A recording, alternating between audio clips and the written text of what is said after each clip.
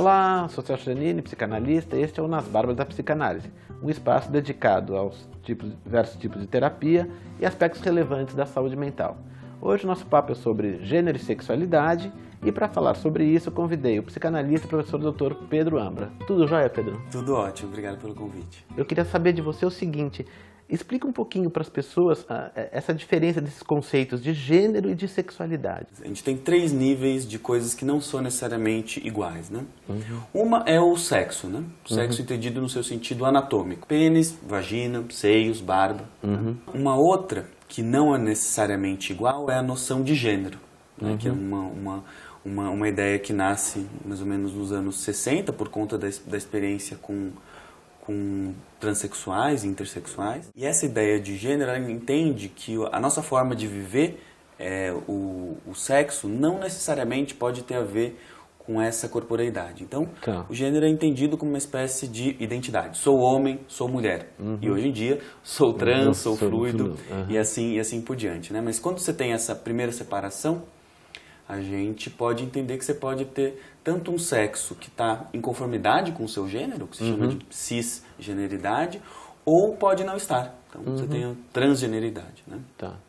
Só que junto a isso, há uma outra coisa que não é exatamente igual a essas, que é a sexualidade em si, né? Que é como a gente vai, vamos dizer assim, dar conta dos nossos desejos, dos nossos impulsos, como é que a gente vai tirar prazer do nosso corpo junto com outro ou com outros, né? Então todo esse universo do prazer e da sexualidade, ele se articula com esses 2 níveis. Eu ouvi uma vez o psicanalista Ivan Capelato, ele falava que tinha muitos meninos, meninas, que ficavam mais confortáveis ao achar uma sigla. Ou eu sou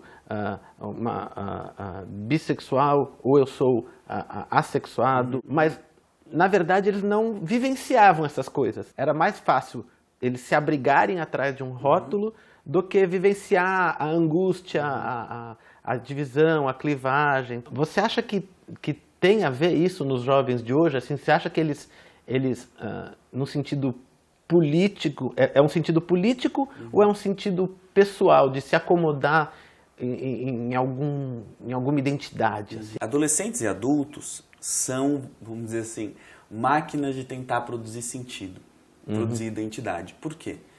Porque a nossa experiência corporal e sexual, né, se a gente pensar que a sexualidade é toda essa forma de ter ou não ter prazer em relação a um outro, em relação ao mundo, no limite, ela faz com que, se a gente, vamos dizer assim, se levasse completamente por essa torrente de prazeres, representações e vontades, a gente quase não teria vida em sociedade.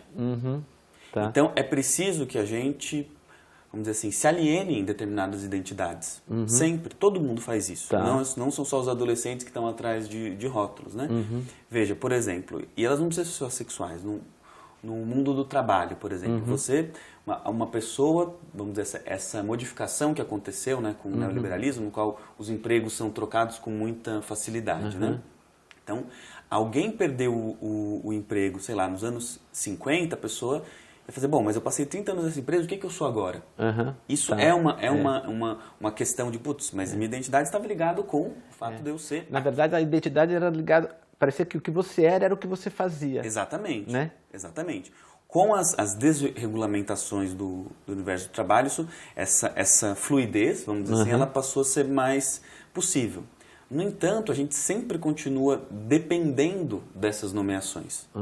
Em todo sentido. A gente precisa de uma certa estabilidade. A gente precisa entender, quando a gente pega uma foto de 15 anos atrás, que aquela pessoa continua a mesma. Agora, isso acontece de uma maneira muito mais visível na adolescência.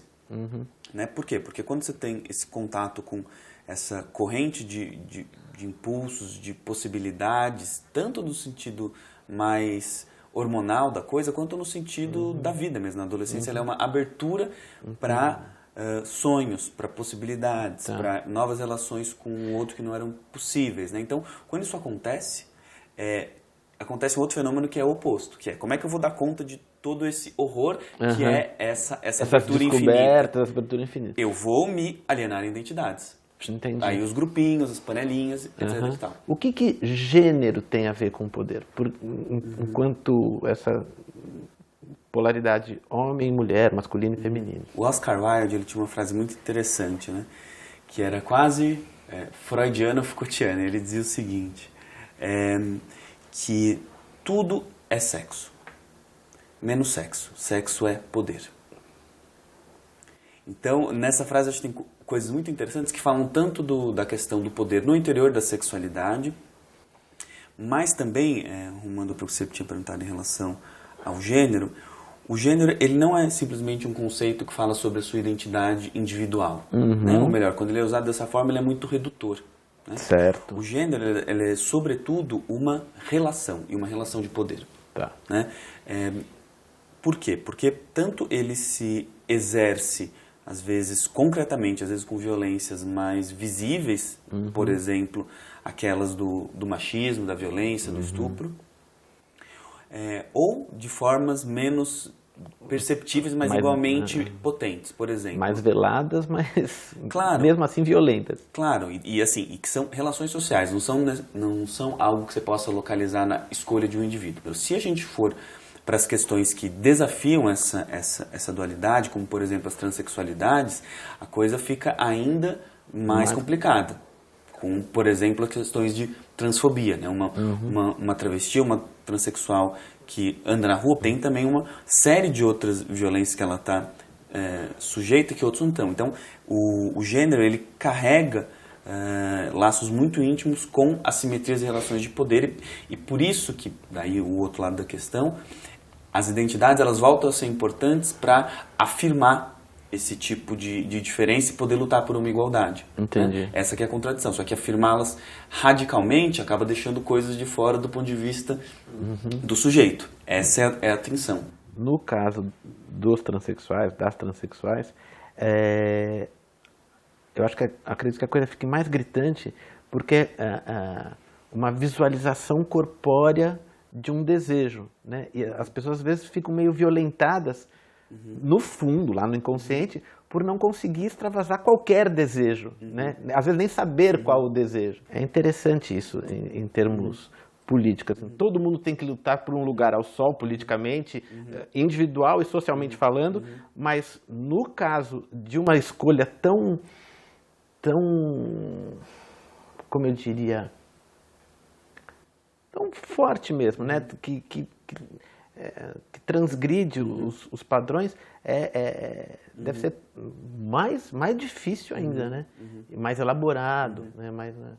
Claro, e esse atravessamento, vamos dizer assim, de uma identidade que a princípio te foi designada, mas que você não se reconhece, ele é um processo em si difícil, mas também difícil, talvez principalmente por conta das questões sociais que, enfim, impedem esse tipo de transição. E também é importante lembrar que boa parte dessa estranheza que, vamos dizer assim, nos causa gêneros como diz a Judith Butler, não inteligíveis, gêneros que a gente não entende direito, diz muito mais respeito, enfim, a nossa impossibilidade, de um lado, de entender que há coisas na vida que não dá para entender mesmo, e talvez ela seja a maioria, e de outro, talvez um ponto um pouco mais freudiano, de que essas sensações que essas formas de lidar com a sexualidade nos causam, diz mais respeito a gente do que essas pessoas. Quanto mais forte é as nossas reações a formas diferentes de lidar com a sexualidade, mais elas falam da nossa proximidade com elas, mas elas deveriam nos apontar para uma posição solidária e não uma posição violenta. Isso, tá. E é difícil lidar com o afeto no sentido não da afetividade, mas o que te afeta, né? Então é mais fácil matar aquilo de algum jeito do que conviver, do que pegar um caminho viável, né, para claro, tranquilidade. E para ser assim meio didático, é só a gente pegar um exemplo que é cristalino, que, por exemplo, o Brasil é o país onde mais se matam travestis e transexuais. Por outro lado, é o país no qual a incidência de pesquisas por vídeo pornôs de travestis e transexuais é a maior também.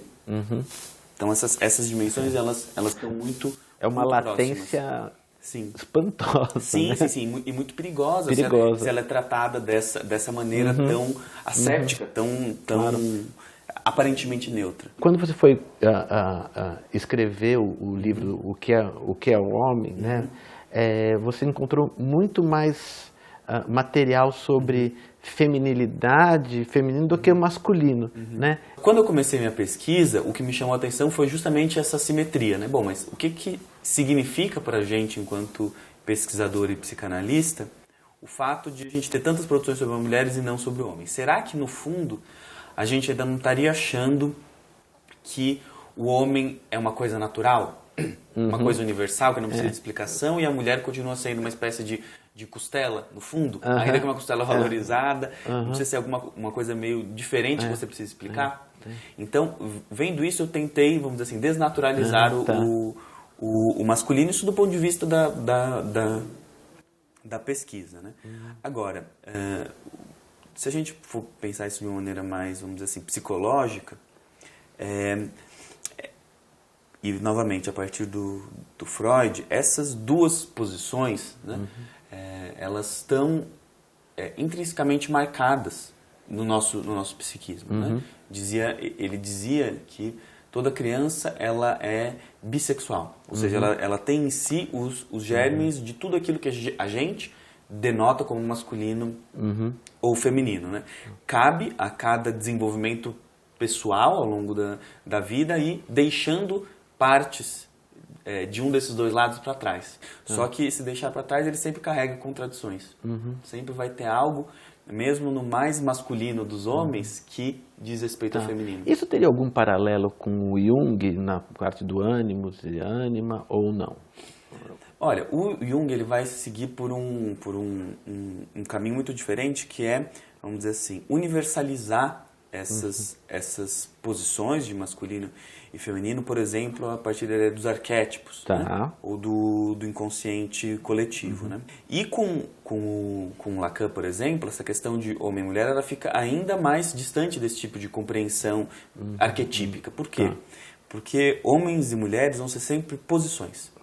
Vinculados à linguagem, vinculados a um sistema. A um sistema simbólico, para dizer o mínimo, né? Mas também com elementos de traços imaginários e também com alguma coisa que a gente nunca explica, que é o que o Lacan chamava de real. Real é aquilo que aparece, o real é impossível, real é contingente, todas essas formulações tão instigantes. Então, pensar a questão do gênero e da sexualidade na psicanálise vai precisar levar em conta, primeiro, que elas são sempre carregadas de contradição, e que a gente vai precisar vê-las a partir de níveis distintos. Adorei a entrevista, foi muito Gostei legal. Também. E este foi mais um Nas Barbas da Psicanálise entrevista, hoje com o psicanalista, professor Dr. Pedro Ambra, falando sobre gênero e sexualidade. Se você gostou, curta, compartilhe o nosso blog e até uma próxima edição com outro assunto relevante sobre saúde mental.